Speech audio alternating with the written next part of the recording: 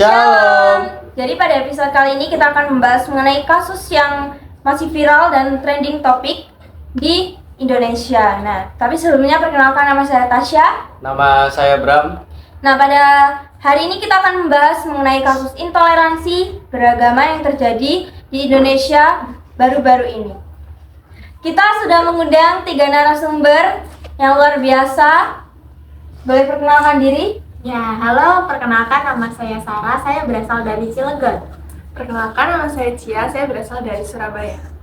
Saya Ajo, saya berasal dari Gresik. Ya. Nah, jadi pada hari ini kita akan membahas mengenai intoleransi yang terjadi di 3 daerah tersebut. Nah, namun sebelumnya kita akan membahas bagaimana kronologi terjadinya kasus tersebut di beberapa daerah ini. Pertama, kita akan membahas kronologi terjadinya pembubaran ibadah di Gresik. Nah, jadi yang saya alami di Gresik itu ada suatu keluarga yang mengadakan ibadah karena salah satu jemaat itu telah berhasil dioperasi, dan setelah kami beribadah itu ada segerombolan orang yang datang membuat kerusuhan di tempat kami beribadah. Kemudian kami melakukan adu mulut sampai tiba polisinya, dan polisinya melakukan mediasi. Nah, cukup di luar nalar sekali ya mereka. Nah, selanjutnya kita akan lanjut dengan kronologi yang terjadi di Surabaya. Ya, jadi kronologinya adalah pada waktu itu kejadiannya hari Minggu, yaitu serangan bom yang terjadi di 3 tempat yang waktunya itu tidak berbeda jauh jaraknya, seperti 5 menit dan beberapa menit. Yang pertama itu saat kejadian saya ada mulai masuk di gereja. Namun banyak jemaat yang beberapa berbicara kalau ada seorang wanita membawa anak yang ingin memaksa masuk ke gereja. Namun salah satu penjaga di sana melarang untuk mereka masuk. Kemudian terjadilah aksi pengeboman bunuh diri tersebut, di mana korbannya adalah ibu dan anak itu.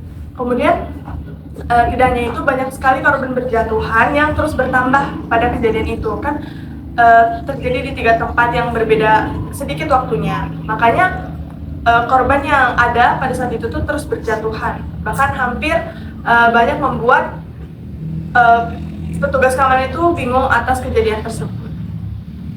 Berarti itu yang melakukan satu keluarga gitu ya? Ibu dan anak? Iya, bisa jadi. Dia itu lebih tepatnya kayak apa ya, salah satu yang banyak bilang itu organisasi ISIS yang mengorbankan keluarga tersebut. Berarti bisa dibilang teroris gitu Ya, ya? benar sekali. Wah, gimana ya? Cukup miris. Miris sekali ya? Lanjut, kita akan membahas mengenai kasus intoleransi yang terjadi di Cilegon yang baru-baru ini ramai diperbincangkan. Kita akan membahas dengan narasumber kita. Ya, kalau di Cilegon kita udah tahu ya, udah dari tahun 1900-an ya ini terjadi. Kalau gereja saya itu sempat mengalami pada tahun 2019. Jadi kami punya gereja tuh di sebuah apa ya, kayak tempat itu ada gudang gitu loh. Itu pun udah sembunyi-sembunyi. Nah, waktu mau ada acara Natal, kami beres-beres gitu. Terus tiba-tiba ada segerombolan orang gitu kayak yang dialami Pak Ajo tadi ya. Mereka tuh datang abis itu ngamuk-ngamuk gitu. Karena nggak suka tempatnya itu nanti berisik. Nah, sehingga kami memutuskan untuk berpindah tempat yang lebih tersembunyi. Kemudian pada hari Minggu kemarin, tepatnya tanggal 8 ya, kami beribadah jam 7 pagi itu mereka datang lagi dan kami diusir lagi gitu. Nah, ya kami sangat merasa miris ya, karena pemerintah itu lebih pro gitu kepada mereka yang menggusur kami gitu. Wah, pemerintah melakukan hal tersebut? Ya, jadi mereka tuh buat kayak petisi gitu loh, biar di Cilegon itu nggak didirikan gereja, dan pemerintah itu menyetujui dan menandatangani gitu. Intinya nggak boleh. Ini kasus yang agak berat dan tentunya melanggar Pancasila. Nah, Lalu bagaimana respon masyarakat di sana mengenai kasus yang terjadi ini? Soalnya kan kemarin saya baca-baca nih ya di X nih, kayak banyak banget netizen yang berkomentar itu kayak miris banget kasus yang terjadi di daerah-daerah ini gitu. Nah, jadi yang seharusnya pemerintah itu dapat mengayomi masyarakat kok malah, saya ini heran ya, kenapa malah mereka ini malah membuat petisi dan menyetujui hal itu, kayak membubarkan masyarakat yang ibadah. Itu kan hal yang salah gitu ya, dan tentunya melanggar Pancasila. Nah, lalu bagaimana respon masyarakat di sana untuk menanggapi hal ini? Kalau di Cilegon sendiri ya masyarakat ini sih dominan itu lebih setuju sama orang-orang yang gerebek, karena mereka itu ya maaf ya dibilang itu fanatik gitu loh gitu. Kalau di Surabaya sendiri itu masyarakat merasa kalau kejadian itu sangat miris ya, karena waktunya yang berbeda, tidak jauh, lalu masyarakat juga merasa bahwa itu adalah suatu kerugian yang besar bagi beberapa masyarakat. Nah, kemudian bagaimana Pak respon masyarakat di Gresik? Nah, jadi respon masyarakat di Gresik itu gimana sih, kenapa masyarakat Kristen ini atau agama-agama Kristen itu tidak boleh beribadah di tempat situ, karena kenapa nggak boleh ini memuji Tuhan sendiri gitu. Dan di masyarakat ini juga sangat menanggapi hal ini dengan sangat miris. Lalu menurut pandangan para tamu kita ini, gimana sih hukum di Indonesia ini untuk mengatasi kasus yang terjadi ini? Apakah sudah baik atau apa yang perlu ditingkatkan, dan kenapa sih mereka ini masih melakukan hal tersebut? Padahal kan mereka sudah tahu ya hukum di Indonesia itu apa. Dan juga agama di sini kan di negara kita ini nggak cuma satu itu ya. Dan kita harus memiliki rasa toleransi yang besar. Nah, bagaimana pandangan Bapak dan Ibu ini? Jadi kalau di Cilegon sendiri ya pemerintah bahkan kan mendukung tuh, sampai atasan presiden tuh nggak ada yang berani gitu, karena kita tahu sendiri sejarah ya. Jadi Banten itu tempat datangnya agama Islam pertama, karena mungkin masyarakat itu merasa ini gue nih yang paling berkuasa di sini, jadinya lo semua nggak boleh gitu. Jadi sebenarnya tuh ya di Cilegon itu yang nggak boleh itu nggak cuma Kristen, ada Hindu, Konghucu, mereka tuh benar-benar sembunyi-sembunyi karena agama mayoritas itu benar-benar sepanatik itu ya. Kami berharap semoga ada nanti ya kelak pemimpin itu yang benar-benar tegas dan menumpas habis gitu loh orang-orang yang tidak suka dengan agama kami gitu. Kalau mungkin dari saya yang Surabaya, jujur mungkin pemerintah dapat melakukan pemberantasan dan penindakan lebih lanjut tentang teroris ini, karena kita bisa melihat kalau hal ini tuh sangat menyebabkan kerusakan yang sangat besar. Mungkin pemerintah dapat melakukan upaya preventif yang bisa mengurangi jaringan teroris yang ada di Surabaya. Kalau dari menurut saya di Gresik ini lebih baik hukum lebih memperkuat lagi, karena jika tidak memperkuat lagi maka akan terus-terus berulang seperti ini. Dan hukumnya lebih kuat karena agar tidak ada masyarakat lagi yang bisa melakukan hal-hal seperti itu yang telah dilakukan. Nah, jadi seperti yang sudah dijelaskan oleh para narasumber kita ya, malah pemerintah daerah itu mendukung terjadinya intoleransi ya di Cilegon ini. Khususnya di Cilegon ini kayak harusnya daerah itu diberikan otonomi khusus oleh pemerintah pusat, sehingga kita dapat mengurangi atau dapat menyelesaikan solusi mengenai intoleransi yang terjadi ini.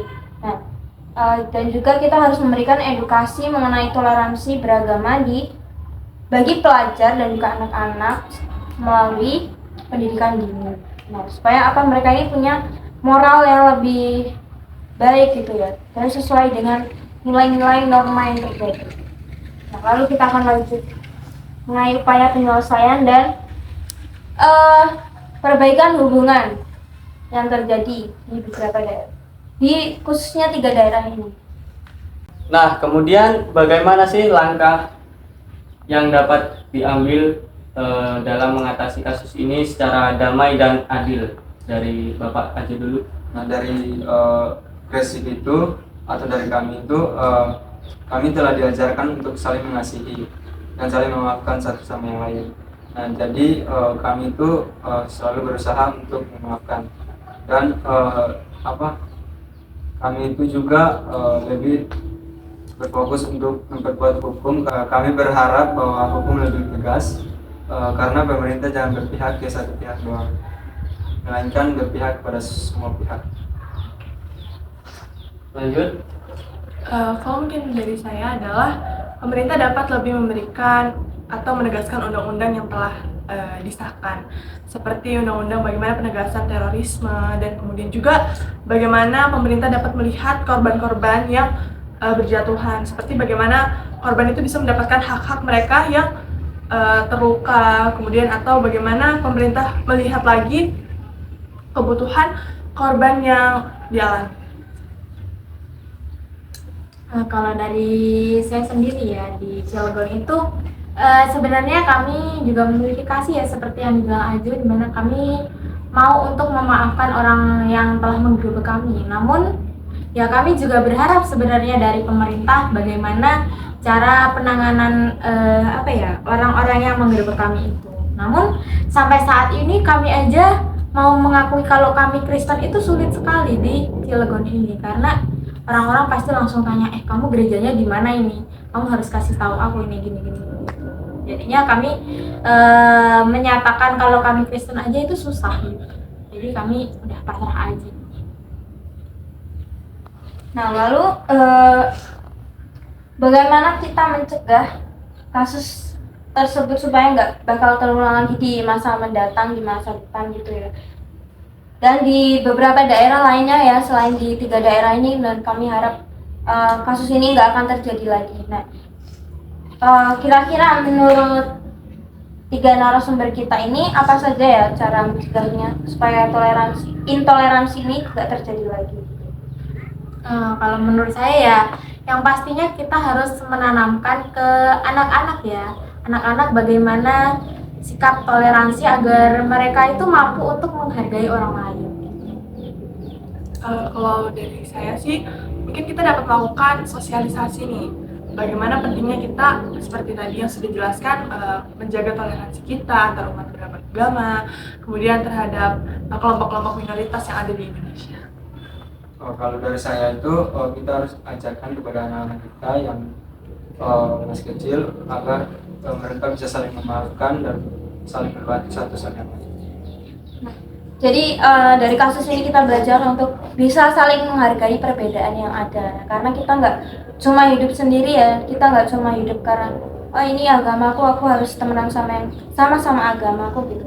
Aku Kristen, aku harus temenan sama yang Kristen. Aku Islam, harus temenan sama Islam. Nggak gitu ya guys. Nah, jadi kita ini tinggal di Indonesia, kita patut bersyukur ya karena agama di sini tuh banyak sekali, suku-sukunya banyak sekali. Kita sudah diajarkan dari kecil, bahkan landasan negara kita aja Pancasila ya, dimana kita tuh harus menghargai satu sama lain dan semboyan kita adalah Bhinneka Tunggal Ika. Nah, jadi kami harap ya dari kasus ini kita dapat belajar untuk bisa mengimplementasikan nilai-nilai Bhinneka Tunggal Ika dan juga Pancasila ini. Nah, kalau dari host kita ini pernah nggak mengalami kasus tersebut? Kalau dari saya sendiri sih belum pernah merasakan ya. Belum pernah, puji Tuhan ya kalau belum pernah merasakan. Di daerah saya masih aman, masyarakatnya masih toleransi. Nah, saya juga ya di daerah saya ini, saya bersyukur sih saya di daerah yang masyarakatnya ini bisa hidup berdampingan di tengah perbedaan. Kayak ya udah sih biasa aja gitu dengar azan maghrib setiap hari gitu ya. Terus juga tetangga saya juga biasa aja sih kalau saya lagi ibadah di rumah gitu. Nah jadi patutlah kita, marilah kita semua ini bisa saling menghargai satu sama lain dan dapat mengimplementasikan nilai-nilai Bhinneka Tunggal Ika. Oke, jadi sampai situ saja podcast kita pada hari ini. Kiranya apa yang dapat kita pelajari hari ini dapat kita lakukan juga. Terima kasih untuk narasumber yang sudah menyempatkan waktunya hadir di sini. Nah, sekian podcast kami. Kiranya informasi yang dapat kami berikan ini bermanfaat untuk semuanya.